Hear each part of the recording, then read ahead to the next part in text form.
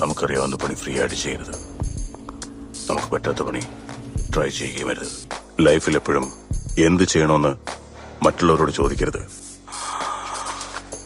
നമുക്ക് സ്വയം ഒരു ക്ലാരിറ്റി ഉണ്ടാവണം.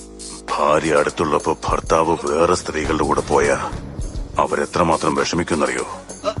എന്റെ മുമ്പിൽ വെച്ച് അവനെ പുകഴ്ത്തിയ എനിക്കും അതേ ഫീലിംഗാ. വെപ്പത്തെ മെമ്മല്ലേ ഞങ്ങൾ എന്താ പറഞ്ഞെന്നറിയോ? നിന്നെ കൊല്ലണമെന്ന് തന്നെയാ. ഹാൻഡിക്യാപ്ഡിനെ കമന്റ് ചെയ്യരുത്. തെറ്റാണ്, തെറ്റാണത്. നിന്നോടൊരു ചെറിയ കഥ പറയാൻ രവി.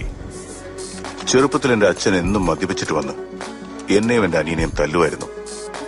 എനിക്കത് പ്രശ്നമല്ല. അനിയൻ ചെറിയ കുട്ടിയല്ലേ, അവൻ ഒരുപാട് കരയും.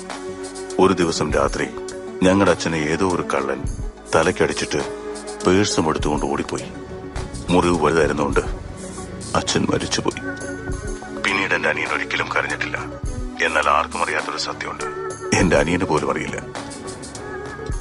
ആ കള്ളൻ ഞാനാ. പണം ചോദിക്കുന്നു, കൊടുത്ത വാങ്ങാൻ പോലും അറിയില്ല.